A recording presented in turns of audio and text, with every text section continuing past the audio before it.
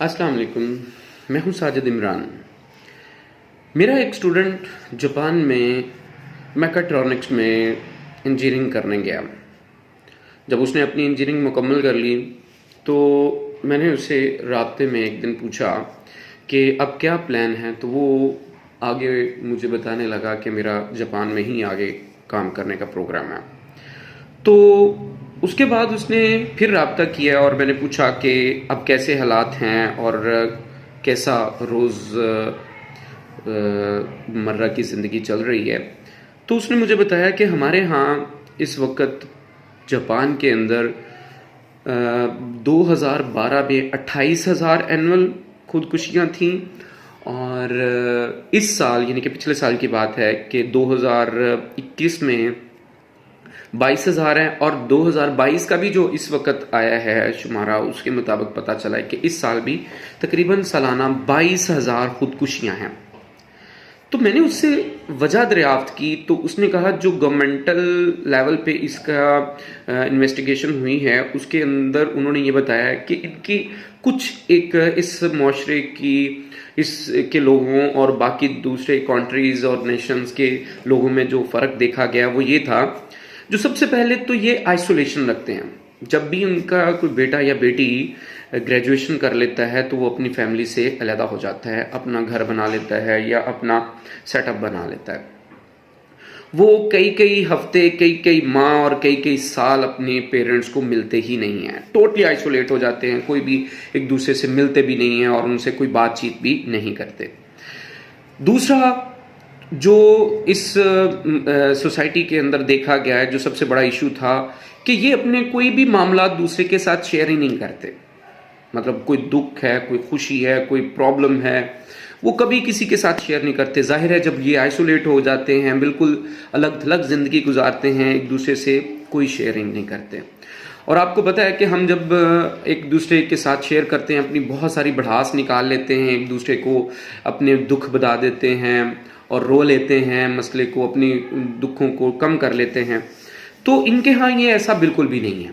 तो ये जो जापानीज़ लोग हैं अपने प्रॉब्लम्स को अपने तक महदूद रखते हैं, कभी किसी को डिस्क्लोज नहीं करते। तीसरा, ये कर दिखाने वाले लोग हैं और अगर ना करके कर पाएं तो फिर गैरत के नाम पे ये खुदकुशी कर लेते हैं।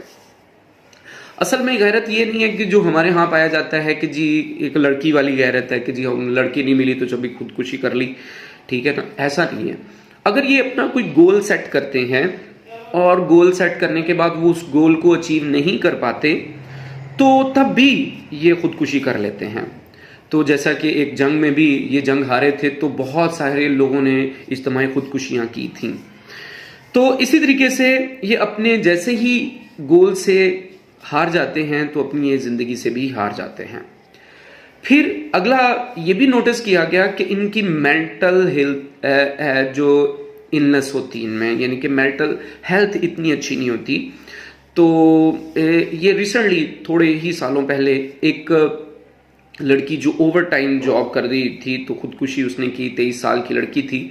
तो उस पर गवर्नमेंट ने इनकी एक सीरियस नोटिस लिया था कि ये क्यों ऐसा हुआ।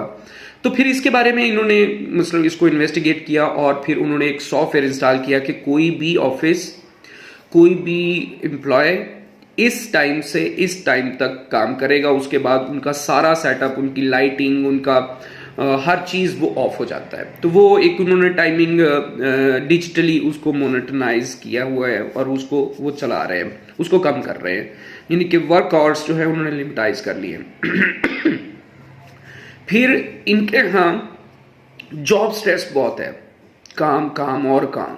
ये बहुत ज़्यादा जॉब स्ट्रेस लेते हैं, बहुत काम करते हैं, अपने काम को मुकम्मल करने के बाद दूसरी किसी चीज़ को सोचते हैं। तो इस जॉब स्ट्रेस की वजह से भी बहुत ज़्यादा वो मेंटली इल सिचुएशन में रहते हैं। तो इन चीज़ों से मतलब ये अंदाज़ा लगाया जाता है कि ये लोग क्यों खुदकुशियाँ कर रहे हैं। तो इनसे मैंने इन सारी बातों को उससे सुनने के बाद मैंने एक अंदाज़ा लगाया कि हम लोग जो हम पाकिस्तानी हैं, हम बहुत ज़्यादा खुशकिस्मत लोग हैं। हमारी फैमिलियाँ होती हैं, हमारा एक ख़ानदान, सारा सिस्टम होता है, भाई बहन आना जाना, जो हम खुशी गमी पे सभी एक दूसरे से मिलते जुलते हैं, ये बहुत बड़ी अल्लाह की नेमत है। हम बहुत सारे स्ट्रेस, अपनी प्रॉब्लम, अपनी मामलात को शेयर कर लेते हैं, ठीक है ना।